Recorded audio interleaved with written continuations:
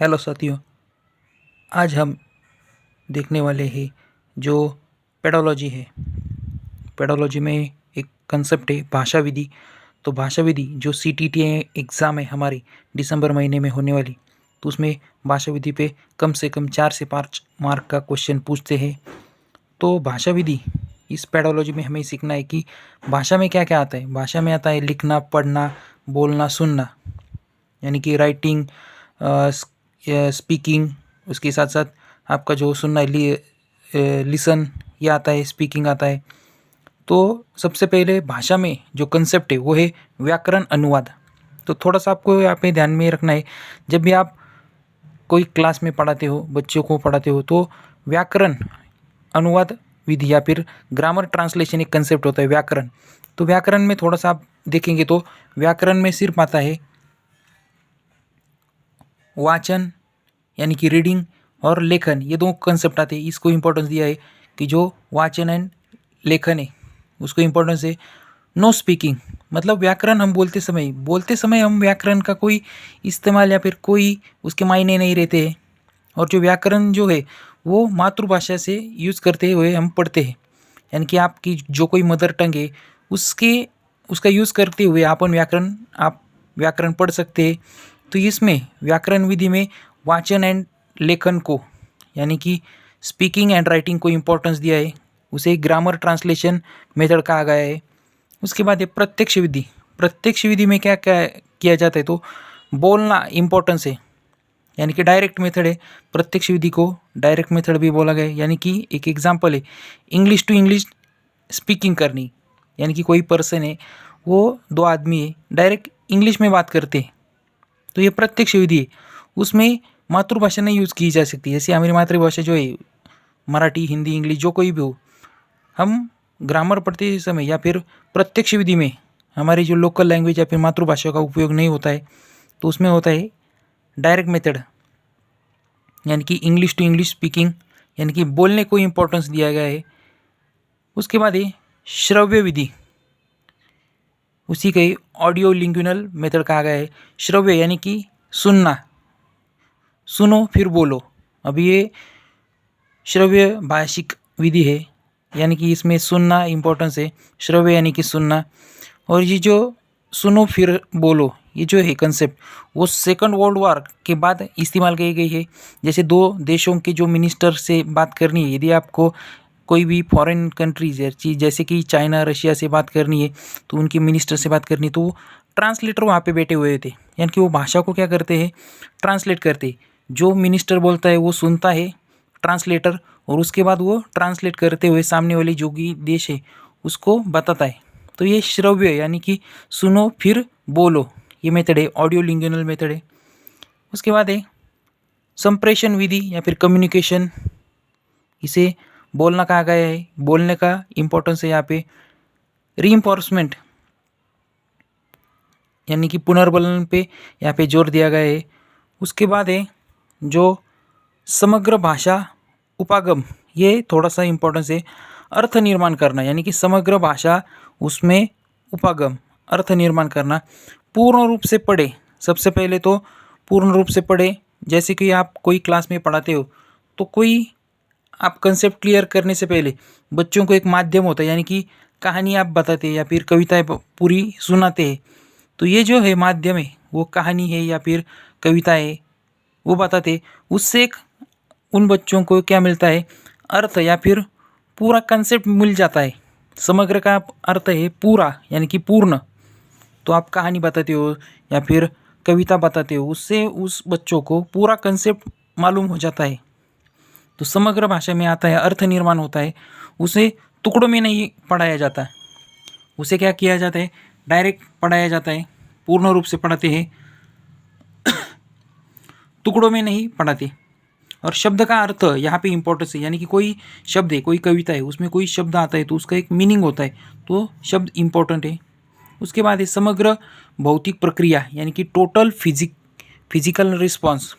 तो यह जैसे कि यहाँ पे टीचर है, टीचर क्या करता है, निर्देश देता है बच्चों को, ऑर्डर देता है कि, और उसके बाद स्टूडेंट क्या करते हैं, टीचर को रिस्पॉन्स देते हैं, यानी कि प्रतिक्रिया देते हैं, यानी कि जो भी समग्र यानी कि पूरा भौतिक प्रतिक्रिया है, जैसे टीचर के ऑर्डर के बाद जो कोई बच्चे जैसे चीज टीचर क्लासरूम में जाने के बाद बोलते हैं बच्चों शांत हो जाओ, तो बच्चे क्या हो जाते हैं, शांत हो जाते हैं। जो मस्ती करते हैं या फिर कोई आवाज़ होती है वो पूरी बंद हो जाती है, यानी कि रिस्पॉन्स देते हैं। समग्र फिजिकल जो होता है वो टोटल चेंज हो जाता है किसी की ऑर्डर देने के बाद, तो इसे समग्र भौतिक प्रतिक्रिया कहा गया है, टोटल फिजिकल रिस्पॉन्स। तो अभी तक हमने जो भी पढ़े लगभग व्याकरण, अनुवाद, प्रत्यक्ष विधि, डायरेक्ट मेथड, श्रव्य भाषिक विधि, संप्रेषण विधि, समग्र भाषा विधि, समग्र भौतिक प्रतिक्रिया विधि। उसके बाद जो आने वाला कंसेप्ट है वो है top down model, bottom up model, आगम विधि, निगम विधि। तो ये जो भाषा सीखने की जो डिफरेंट मेथड है उसमें ये जो लास्ट के 4 है वो बहुत ज़्यादा इंपॉर्टेंस है और उस पर क्वेश्चन पूछते हैं।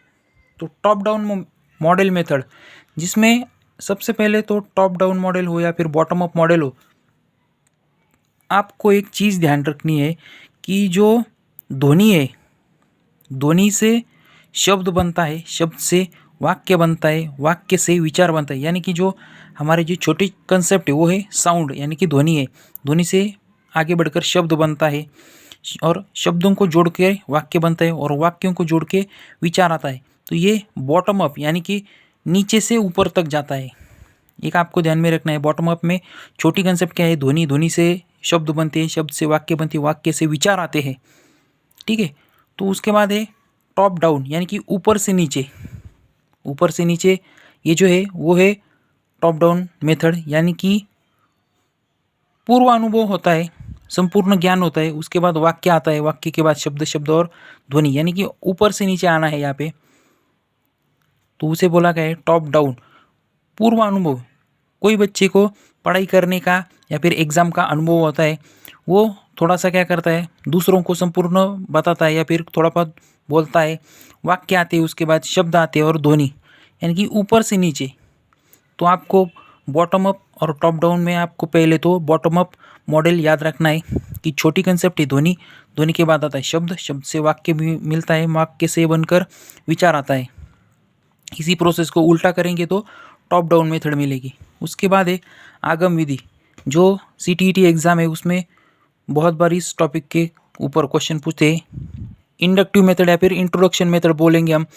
यहाँ पे आप देख सकते हैं कि कोई क्लास में टीचर गए तो मेथड के दो या फिर टीचिंग के दो मेथड आप यहाँ पे देख सकते हैं। एक तो टीचर जब क्लास में जाता है तो सबसे पहले एग्जाम्पल बताना चाहिए ताकि जो कंसेप्ट है वो सरल बन जाए।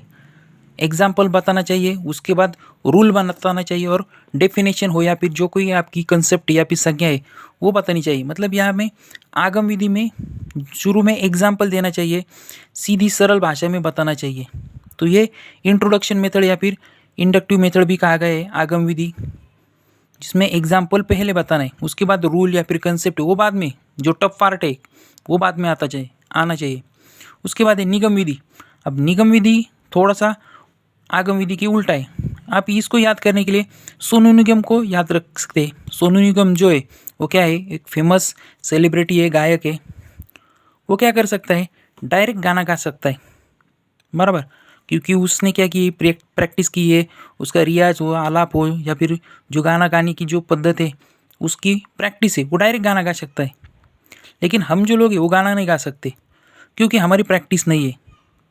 यानी कि कोई टीचर क्लास में जाता है तो कोई टीचर क्या करता है, रूल बताता है और उसके बाद एग्जाम्पल देता है। अभी क्लास में हर एक लड़का या फिर जो स्टूडेंट है वो अलग अलग किस्म का होता है, तो हर एक टीचर को निगम विधि से ज़्यादा आगम विधि पे फोकस करना चाहिए। जो निगम है, निगम से आप याद रखेंगे सोनू निगम। सोनू निगम क्या करता है, डायरेक्ट गाना गाता है। डायरेक्ट गाना क्या होता है, कोई को समझ में आता है, कोई लोगों को नहीं समझ में आता। तो ये जो निगम विधि है, डिडक्टिव मेथड, ये थोड़ी सी टफ है समझने के लिए बच्चों के लिए।